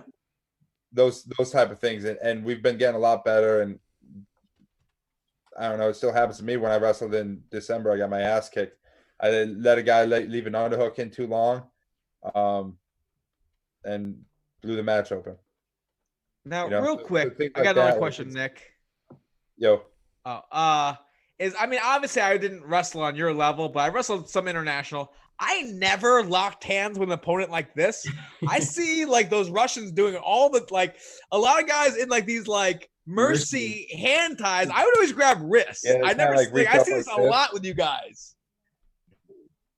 How's that even happen? Yeah, I don't like doing that. But I don't know. It's like they do it, and then kind of leaves it up to the ref for who to warn, and then they'll come in and try to slap the hands.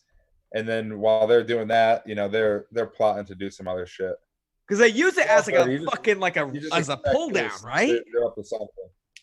Huh? They use it as they interlock their hands and they use it as like a pull down. Yeah, like a snap, or just wait for the ref to come in, and then they act like, I don't know, he grabbed my hand.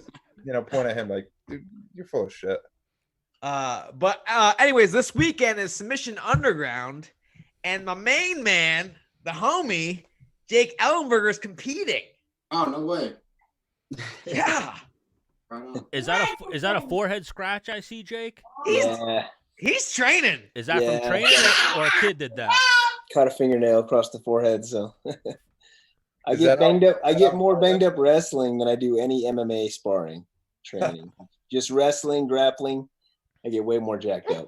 So with the quarantine going on, what's the Sorry, it's my 2-year-old. Yeah, dude, I just take my kids. I give them the rock bottom, the choke slam, and the power bomb. Oh, and the fucking remember the Razor's Edge, Ramon, Razor Ramon. My kids get Razor's Edge all the time. That's actually my favorite. Torture rack. I give them all. Yes. Well, they're not quite long enough to get the full torture rack. There's like around my neck like a scarf. Yeah. So. But anyways, what's training been like for getting ready for this? Yeah, it's been weird the last few weeks, but I've been doing a lot of garage workouts. You can get a few guys. Gyms are all shut down, so it's get a few good drill partners, good guys like technique. So I've actually been training a lot with Robert Drysdale. He's been awesome. Nice. So we get some good training, good rounds in. So preparing for this weekend, but Yeah, man, it's been fun. It's been good. So the jiu-jitsu for you just like fucking around? Is it like, hey, you gonna try to attack this as like a little side career on top? Well, last time we talked, you actually had your hands in something else. What help me out. What I forget. Last time remember Stan, last time we had him on, he was like, no, man, what I'm doing right now is like, you know, I'm gonna make a pretty good living. And I think he kept it secret. Oh, he had something brewing, right? Yeah, he had something brewing. It's been a minute since we had Jake on. It's kind of, but yeah, I do. I'm a partner like in a payment processing company. It's not really the most exciting. I enjoy it, but it's a financial kind of services type of business. But that's like talking about that's kind of like talking about watching the paint dry. It's not the most exciting, but if it pays any bills, it's awesome. Yeah, it's true. Especially post-fighting career, because that's obviously something that a lot of fans and people wonder about is where do fighters go once they're done fighting. Sure.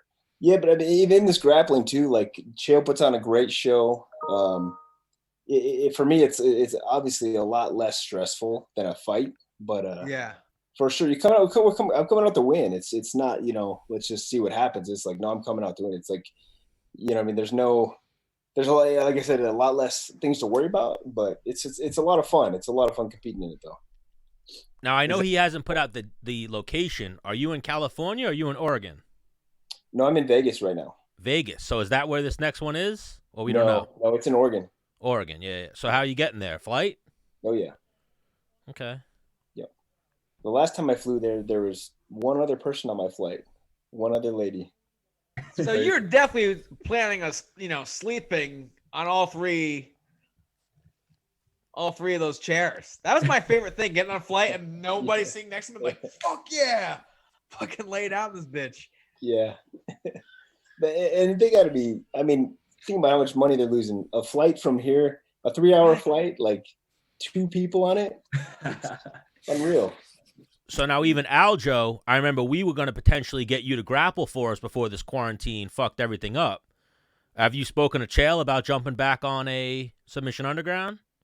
I mean, we were talking about something in the future, but nothing came to fruition because the coronavirus came out and started attacking everybody.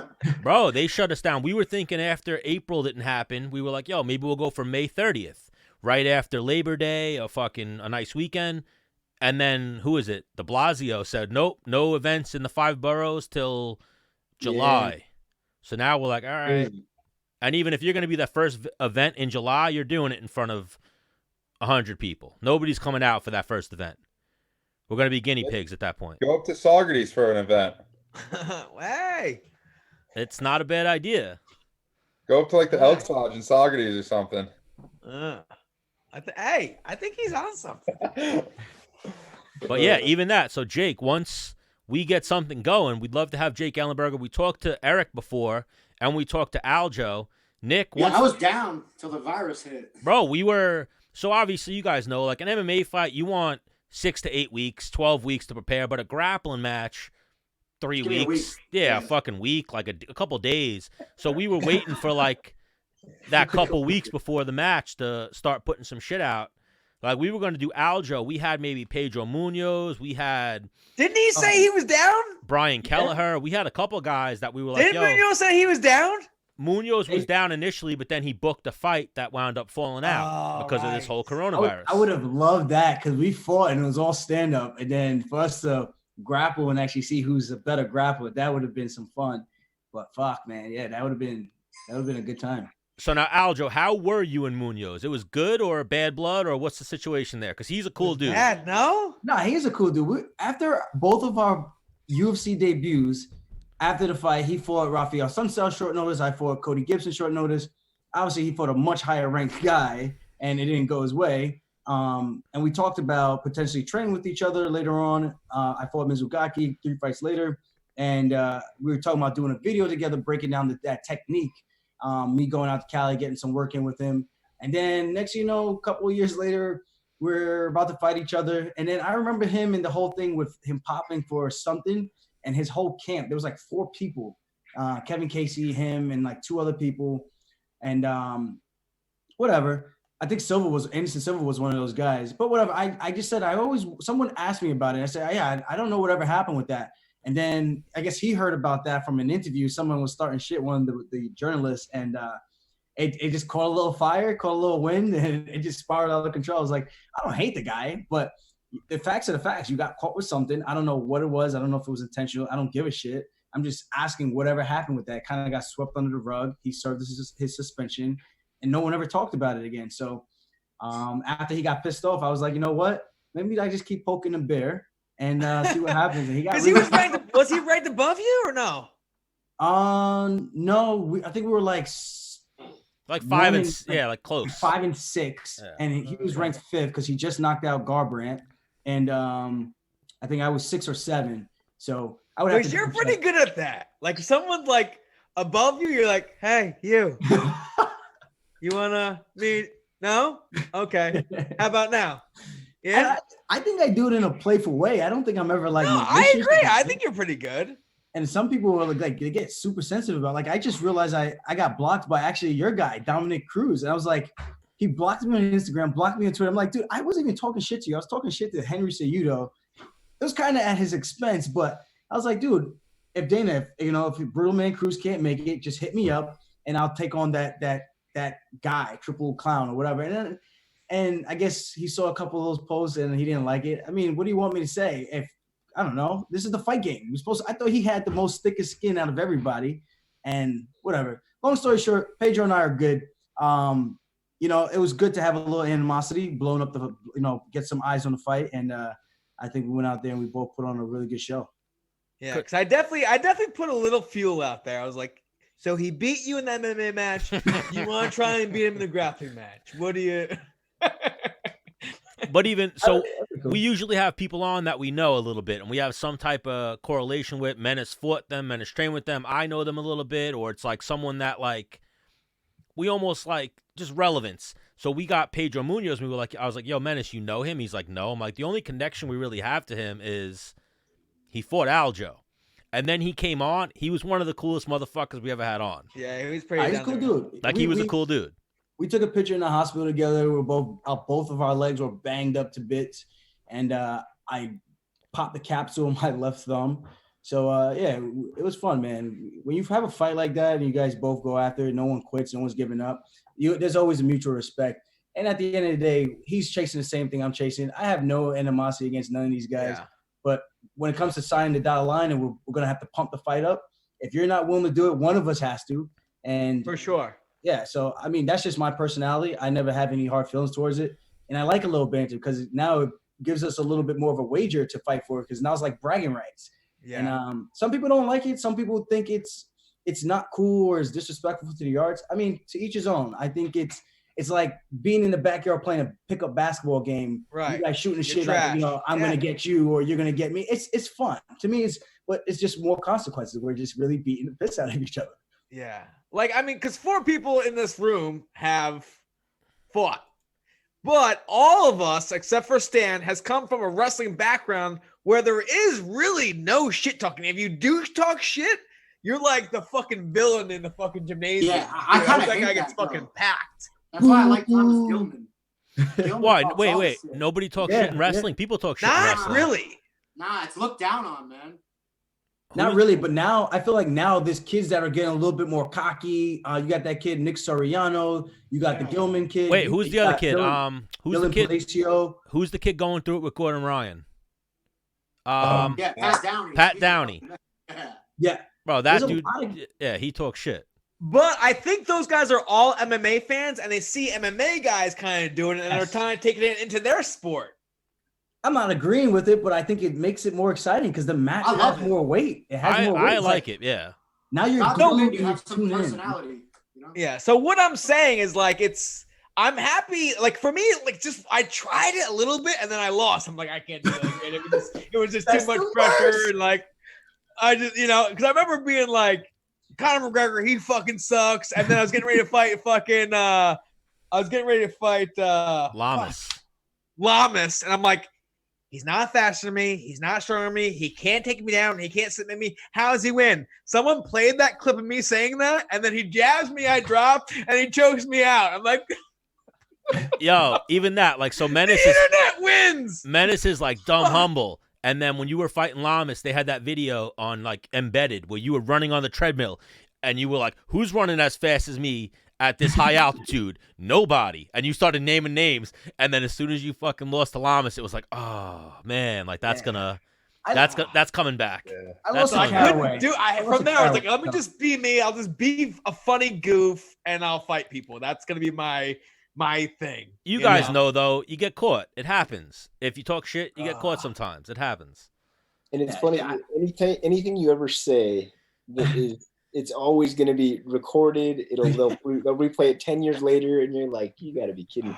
I've had interviews where I've said something that I don't even remember saying. Like, we're talking like in like the back room behind a curtain, and somebody's like, it's on YouTube, before a fight. You're like, what? Yeah. When was your UFC debut, petty, Jake? journalists in MMA. There's some like real petty journalists. Like, Joe, journalism's horrible. We're not MMA media. I said it to Megan you guys are Anderson. just two guys talking. I said Megan, and you're in it. Like, Menace hates when I say this, but I said it to Megan Anderson last week. We're just two idiots that get people on and we ask them questions. Don't consider us media or journalists or anything like that. I just like shooting the shit with the guys, really.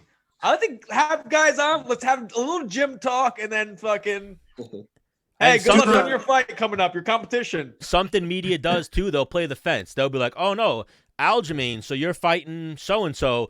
We think you're gonna win this fight." Then they'll get so and so on and be like, "We think Aljamain's a very good opponent for you, and you're gonna win this fight." Like they talk out of both sides of the mouth, and they'll say the same thing. I'm a big. As much as it probably doesn't help me in what I do or stuff like that, it's like I just keep my mouth shut. I'll show up and I'll wrestle. I'll give it my best, but I'm not gonna,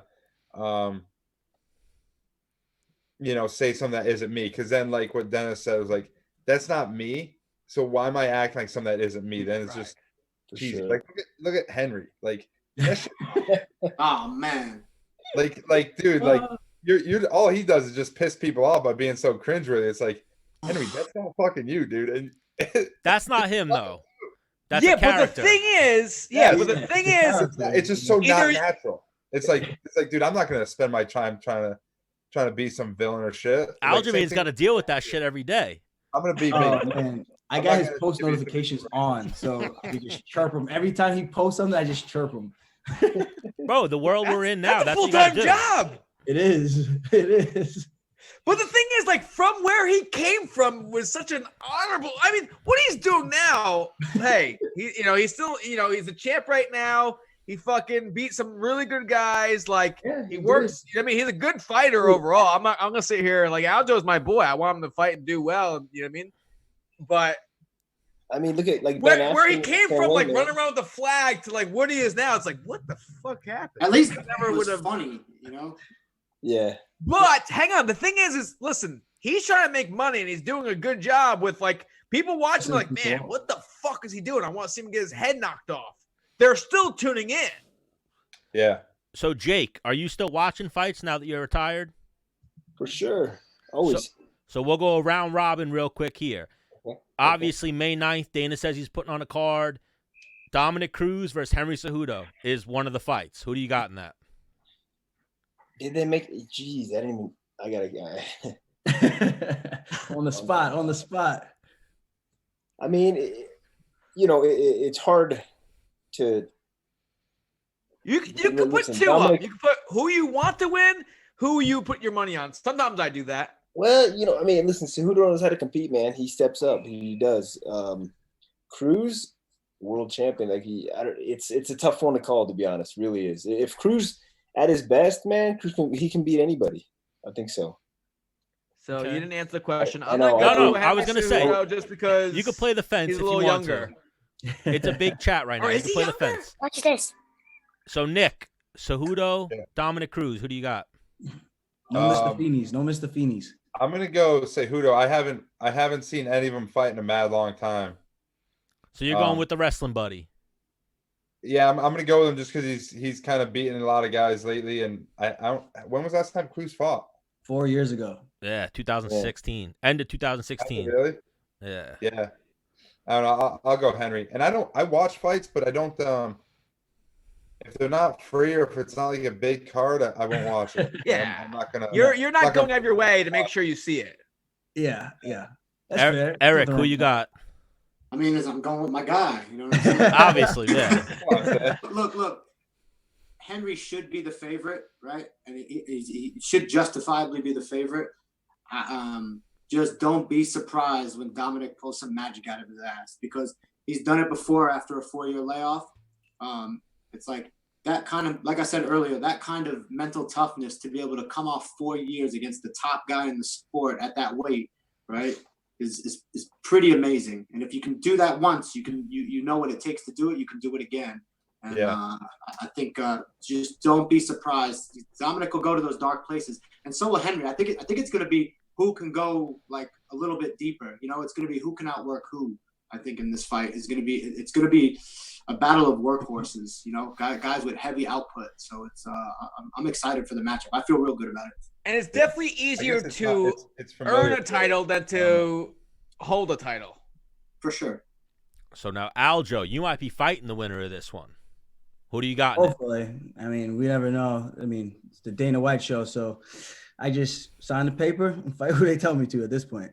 But it's a good fight, very competitive. Like Eric said, I wouldn't be surprised if Dominick comes out and pulls out some crazy shit. Here's my breakdown. Dom's not the greatest jiu-jitsu guy. So if he does get one of those awkward takedowns, which he's very good at, where he missed times, he hits the misstep, and he switch stances, he throws the right hand, he weaves under, almost like a duck under. If he does get one of those takedowns and manages to get behind Cejudo like he did Mighty Mouse, and he takes him down, then what? You know, it's one of those things where he took Mighty Mouse down multiple times. And this is just me breaking down the assessment from what I've seen from both guys in the past. He had a hard time keeping Mighty Mouse down, and I would imagine that Cejudo is going to be just as explosive, if not more. He's had more time to train. I think if Cruz were to win, he would have to finish him early. I just can't see him going 25 minutes the distance if Cejudo could put on the pace like he did to Marlon in that halfway through that second round, and of course in the third. Early on, I think it's going to be dangerous for Henry in the beginning. I think that's where Dom has to really open up and land some strikes that can really slow down and make Henry respect him. But if not, I think the latter rounds, you have to go with the guy who's been in a full training camp this entire time. I think that's the big X factor. And we saw Cruz fight pretty emotional against in his last outing, and he did say that his foot was a big hindrance in that. And hopefully his foot is healed up. I would like to see a real competitive fight. And again, it's a short notice fight, so don't expect what the guy could do in such a short amount of time, especially during a quarantine period. I don't know who he's training with. But go play the game out got some good guys around him. And if I have to pick someone, I have to go with the favorite. But again, I would not be surprised if Cruz can pull something out. I'm doing this freestyle. Hey, buddy, come on, go watch a game, bud. You guys are killing me. I couldn't see him submitting him. Please stop. But I could see him maybe punting Cejudo's head But just go watch your game out there. I gave you the phone. Please, buddy. Come on. Come on, Slade. Jake, just bring him on the podcast. We'll ask him who he thinks is going to win. Oh. What do you got there, Jake? You got all boys, Sorry right? about that. What's that? You got all boys, right? I got 2 boys and a baby girl. Oh. So how old's the baby girl? The baby girl's new. 8 months. Okay, so yeah, we haven't had you on in about 8 months. Yeah. Okay, so congratulations on that. Congrats. Yeah, Oh, thank you. Thank you. Dan, who you got? It's one of those ones Mr. Know-It-All?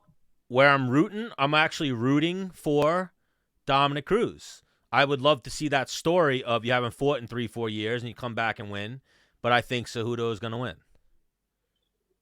Who do you got, Menace, with your fucking G Fuel tower? Yeah. I got a G Fuel tower. So what? You jealous? Yeah. He is jealous.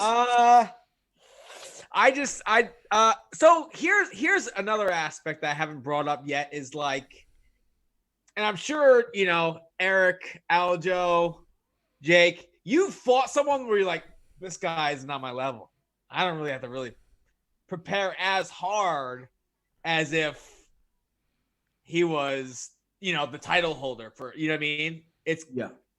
Might like, there's a chance, Henry's been the champ for, really? You're going to give me this guy on short notice? Like, he may come in and take him a little bit lightly, which would be a huge mistake. But I don't think he's doing that, though. I don't think so either. But what I'm saying is it's like, even we had Eric Albarracin, Cejudo's coach. They like flew people in. They set up like an in-house training camp. They built, like I seen Aljo, you just built a home gym. They built a home gym, and they were training at home during the quarantine or during this whole thing. So he's been getting some type of reps in. Yeah. It's a tough fight, man, for both guys. I mean, you got the size factor of Dominick Cruz and the speed, and you got the explosiveness of a guy who's really short to the ground. He's a 25er by trade, but, him coming up a weight gives him a little bit of advantage in the speed department. But a guy as rangy and as long as Cruz, awkward movement. As long as he's not fighting to Henry's game where he's like running in like he did against Garbrandt, I can see him having a really good early first few rounds. And if Cejudo can weather the storm and put on a tough pace like he did against Marlon Moraes, I can see him coming back and winning. But again, if he gets too behind on the scorecards, then Cruz can win it. It's a good fight for both guys. I'm just super excited because you got the GOAT of the bantamweight division versus the new king of two weight classes now. And he's beat some really big names. So this is a fight that I think everyone's going to tune in for 100%, especially with the headliner of that. Of it's a legacy fight, really, if you think about it. Yeah, it really is. Passing of the torch, or does the former king come back and reclaim the throne? Speaking of legacy fights, is there any truth to Aljamain Sterling versus Frankie Edgar? I don't know. I don't think they're gonna give me that fight. I mean, I would love a fight like that, but I don't know if personally if it does anything for my career. Besides just fighting a legend in terms of the rankings, he's not ranked. He hasn't fought at bantamweight yet, and obviously that doesn't really mean much. Yeah. For him, it's a high risk fight, low reward, in my opinion. For him, it's a high risk, but it's still high reward for him. He wins, he gets in the title. So you're saying for you, it's high risk, low reward. Yeah, because if I fight another guy who's actually ranked first, second, third, or fourth, it makes more sense than fighting a guy who hasn't fought in the division. It's but we're seeing with 135, the last two guys, Aldo and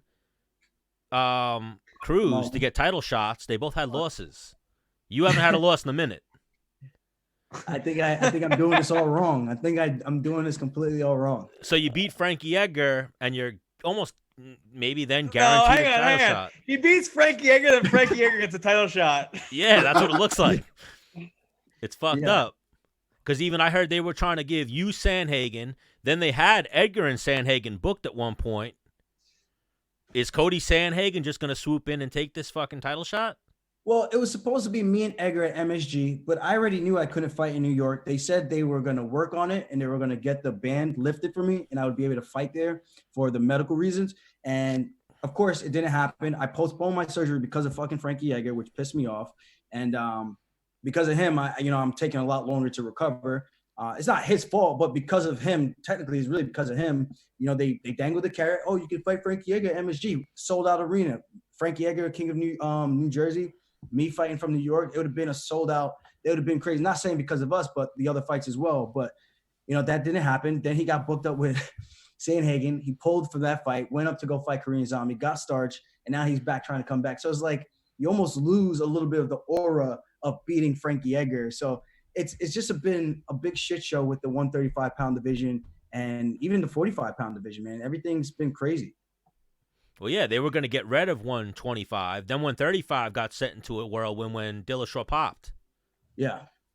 And now you got Cejudo. Yeah, it's and DJ even Dillashaw, not Dillashaw, Dillashaw. Also, they want Conor McGregor type people. So that's what they want right now. They want like the shit talk, the move the needle, as you say. Yeah, it's terrible, one thing that I think the UFC is doing wrong in terms of their marketing. For example, right, we've been in quarantine. There's nothing going on. They just keep putting highlights of fucking the pioneers of the sport, who everybody already fucking knows. Like, why are they not pushing someone like Aljo that, like, obviously because then they gotta pay him. Yo, Right? one of the best. Yeah, like you just mentioned this Sandhagen. I was like, who the fuck is that? Who the, Yeah, and that's why I don't want to fight him because nobody knows who he is, and he does not talk at all. At all. That's what I'm saying. He's coming And out he's of nowhere, tough fighter. and he's getting Edgar. How do you get offered Frankie Edgar, but they're not just giving Aljamain Edgar? He's a good fighter, man, and to fight a guy with no name who's ranked 4th in the division, what does it do for me? It's like it does a lot versus the rankings, but we all see the rankings don't mean shit. So I'm in a catch-22 position, man. It's just very, very weird. It's like But the Matrix. Even another thing I saw. So we're talking about videos the UFC post. They posted Phil Baroni Yep. beating Dave Monet. Every comment was like steroid era. Steroid. How juiced up is that fucking guy? Every single comment. I almost got into a fist fight with Baroni and Phuket. What? Really? Yeah. Go. Go on. We're listening. Eric, that's what we Yeah, wanted to yeah, talk yeah. to with some street fights. We would love to hear that. So he came to one of my grappling classes at Top Team, and I was kind of trying to be real nice to him. Do you know what I mean? Because I could tell he hadn't trained in a while, and I'm catching him with some stuff. He gets real upset. Mind you, I'm like a week out from a fight, right? It was a couple of years ago. He like tries to can open me. He's a bit bigger than me. You know what I'm saying? I'm a 45er at the time. So he tries to can open me while we're grappling, gets up, and like I guess he wanted to try to swing on me. And so we had like this, I'm like, what the like I got a fight in a week. I'm cutting weight at the time too, right? So I'm cutting weight. I got nothing in me right now. And I'm just playing with him. He gets all serious and tries to have a fist fight with me. I'm like, first of all, I'm the head coach of this gym. And you're here to train here. It was just a bizarre. And then he tried to fight me at a Thai food stand like a week later. He was still upset about it.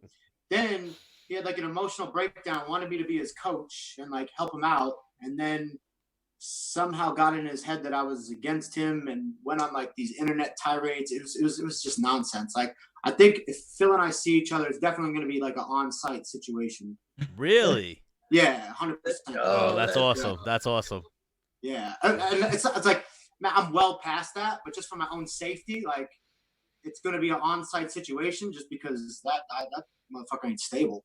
Oh, yeah. Well, even Eric, something we wanted to even ask you, have you ever had any encounters with Vinny the Chin?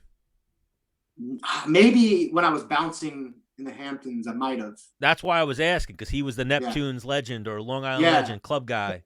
Yeah. Might have had a couple run-ins when I was bouncing, but nothing that. I mean, man, it was thousands of people every weekend, so you might have dragged him out one night. It's very possible. Okay. Yeah. Oh man. So we can keep this going, or if you guys all got to go, we don't want to keep you guys too long, but we could obviously always talk fighting. We'll get you guys all back on again. Yeah, I'm about to go eat some food, and I'm about to put down some Don Julio. Let's go. So Aljamain the Toolman Sterling, thank you for joining us. Jake the Juggernaut, thank you for joining us. Good luck this weekend. Choke that dude out. Yeah, good luck. Cheers. Is Phil coming on next? Whoop, whoop. Is who? He was Wait, going to, but he Chael had a family emergency. We'll leave it at his son that. to the ER. Oh Yeah. shit. Son? Yeah. You guys stay safe, stay blessed. Oh, even Eric- that. So Aljo, we got to get you back on again maybe next week or the week after. We heard your lady had corona. Yeah. Menace's We'll touch on that. Menace's lady's mom had corona. So you guys both have probably built up with those antibodies or some shit. Or the cure is in your guys' blood. Yeah, probably. Yeah. Hey, good luck to you guys, Eric. Thank you. Appreciate it, man. I think you're gonna be tuning in for that. Good chatting with y'all. Dennis, Stan, thanks for having me on. We'll do it again sometime. Let me know. Gwiz, 100%. Yeah, I want to hear a street fight you've been in before. Next time we have you on. Me? Yeah, next time we have you on. Yes. I've never been in a street fight. We're going to plan this better so that way next right. time we get you all individually. We just figured for this episode we throw you all on I thought together. this was fun. Oh my This God, was this was fun, amazing. Yeah. Yeah, I got to learn how to check my spam. Yes, that's what happened is Gwiz didn't know how to check his email, so we wound up with everybody on at one time. But that works, you know. We appreciate you guys for the time. Eric, you're the man. We'll talk to you soon. Right on, brother. Good luck. See you guys. See you guys. Thank you. All right, guys. I don't know how to kick people, so it's all when you hang up. Hang up on us. Well, I'll just hang up on you, Stan. Get it done I'll this stop. weekend, Jake. Hey, man, it will do, brother. Yeah, let's do it again, man. Sorry, I had some technical difficulties too. Oh, no You're good, problem. dog. By technical difficulties, do you mean kids? Well, that too. I come home and of course, it's kid disasters and everyone's screaming and shit. But no, yeah, the whole spam email, I got it now. We're good. Oh, so it went to your spam as well. Yeah. I was like, fuck, I'm waiting for it. I'm refreshing. Like, what the fuck? All right, we're good now. But yeah, you're in the three timers club now, Jake. We've had you on 3 times, so we got to make this more of a regular occurrence. It's been 3. Hey, anytime, man. I'm always in. So it's I fun. like it. Fun chat with you guys. All right, we hope everything's going good, and we'll definitely talk to you soon. Good health to you and the family. Sounds good, man. I appreciate it, guys. You too. All right, peace. Stay safe. All right, Stan. Great show. What episode was this? 73. It was definitely an interesting episode that we were just like, fuck it, let's put. We'll get some feedback from the viewers, and maybe go about it this way. I don't know. Who knows?